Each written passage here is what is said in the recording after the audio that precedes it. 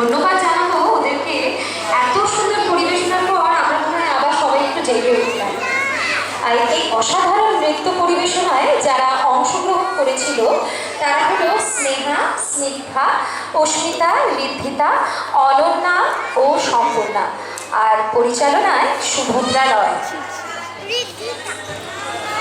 It is now time for a heart-touching song, Poth Harabo, which is going to be presented by Sri Kajal Acharya.